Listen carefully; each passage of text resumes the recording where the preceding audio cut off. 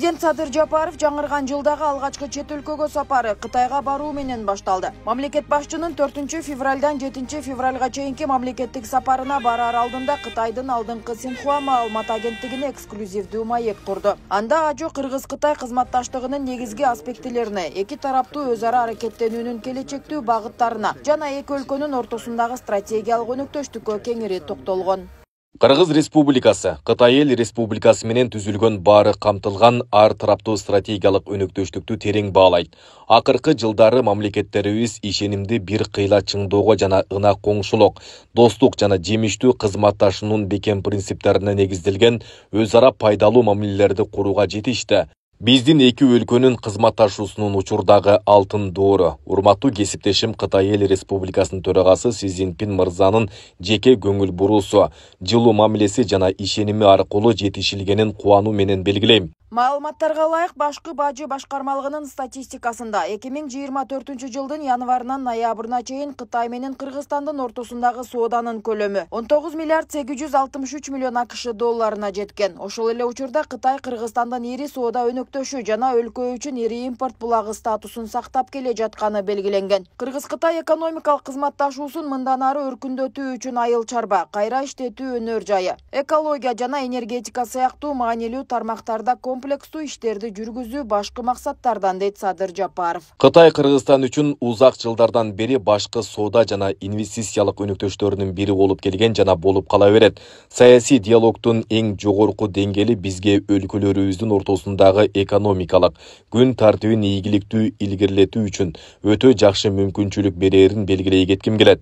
Бир кайыкка түшкөндөр бир багытта сүзүшү керек. Бул накыл сөз Кыргыз-Кытай өнөктөштүгүнүн маңызын эң сонун чагылдырат.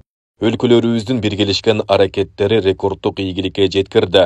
2024 жылы Кыргызстан менен Кытайдын ортосундагы товар жүгүртүү бажы органдарынын маалыматы боюнча 22,71 миллиард АКШ долларына жеткен. Ага улай Тору Карт жана Эркеч Там көзөмөл өткөрмө жайларынын, ошондой эле Бедел өткөрмө пунктунун транзиттик жөндөмдүүлүгүн жогорулатуунун үстүндө ишмердүүлүгүн улантууда. 2024 жылдын 1 мартынан тартып Кыргыз тарап Тору Карт жана Эркеч Там көзөмөл өткөрмө пункттарын күнү-түнү, башкача айтканда жумасына 24 саат 7 күн иштөө режимине өткөн. Жакын арада Барскон, Үч Турфан, Ак Суу автомобиль жолу курулат.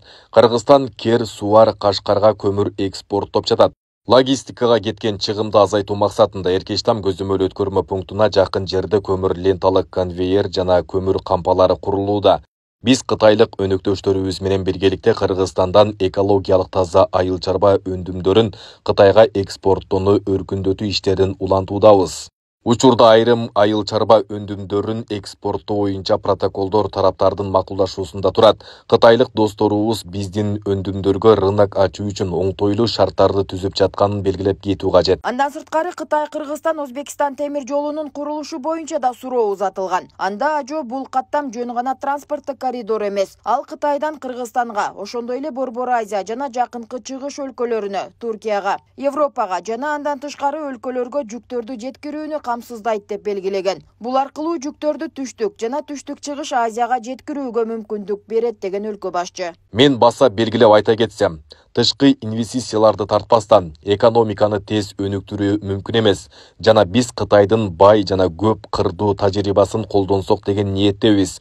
Өз ара пайдалуу Кыргыз-Кытай инвестициялык долбоорлору Кыргыз Республикасынын экономикасын өнүктүрүүгө түрткү берерине ишенебиз. Кытай Кыргызстан Өзбекстан темир жолунун курулушу саясий ишенимдин жогорку деңгээлин ырастап турат жана заманбап улуу жибек жолун жандандырган биздин өлкөлөрдүн стратегиялык флагмандык долбоору болууга багытталган деп айтсам жаңылышпайм. Бул каттам жөн гана транспорттук коридор эмес, ал Кытайдан Кыргызстанга, ошондой эле Борбор Азия жана жакынкы чыгыш өлкөлөрүнө, Туркияга, Европага жана андан тышкары өлкөлөргө жүктөрдү жеткирүүнү камсыздайт. Ошондой эле мамлекет башчы 2024-2025 жылдары Шанхай кызматташтык уюмга мүчө мамлекет башчыларынын кеңешинин 25 жыйынын өткөрүү боюнча да пикирин билдирген. Президент Садыр Жапаровго алдыдагы жыйындан эмнелерди күтөсүз? Кытайдын төрагалыгынын ишин кандай баалайсыз деген суроо узатылган. Ага Ажо мындайча жооп берген.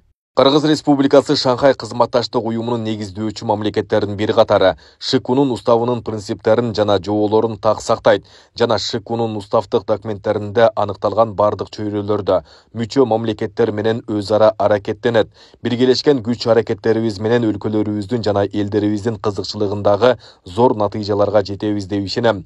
Кыргыз тарап Кытай Эл Республикасынын төрагалыгы мезгилинде биздин уюмду мындан ары чыңдоого багытталган бардык алдыга коюлган артыкчылыктуу милдеттерди колдойт. Андан сырткары Ажо Кытайга болчу мамлекеттик сапарынын алкагында Харбин шаарында өтүүчү кышкы Азия оюндарынын ачылыш аземине катышаарын кошумчалаган. Ошондой эле жемиштүү сүйлөшүүлөрдү жүргүзүп, келечектеги милдеттерди белгилеп, эки өлкө ортосундагы көп кырдуу кызматташтыкты бекемдөө боюнча макулдашууларга жетишебиз деген ишенимин билдирген.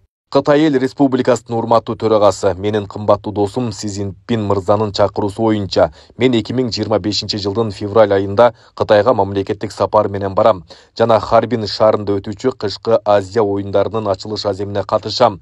Биз жемиштүү сүйлөшүүлөрдү жүргүзүп, келечектеги милдеттерди белгилеп, өлкөлөрүбүздүн ортосундагы көп кырдуу кызматташтыкты бекемдөө боюнча макулдашууларга жетишебиз деп ойлойм.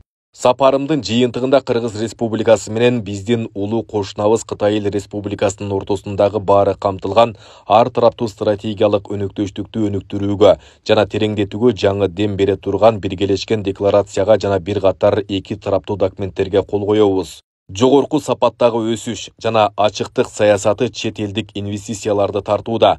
Ал эми акыркы технологиялар тармагындагы инновациялар, өзгөчө санариптик экономика жана жасалма интеллект Кытайды дүйнөлүк лидерге айлантты. Белгилей кетсек, Садыр Жапаров бүгүн Кытайга мамлекеттик сапары менен учуп кетти. Мамлекеттик сапары 7 февралга чейин уланат. Бул расмий сапар Кытайдын лидери Си Цзиньпиндин чакыруусу менен ишке ашып жатканы айтылган. Анын алкагында стратегиялык өнөктөштүктү өнүктүрүүгө жана тереңдетүүгө багытталган биргелешкен декларацияга жана бир катар эки тараптуу документтерге кол коюу күтүлүүдө.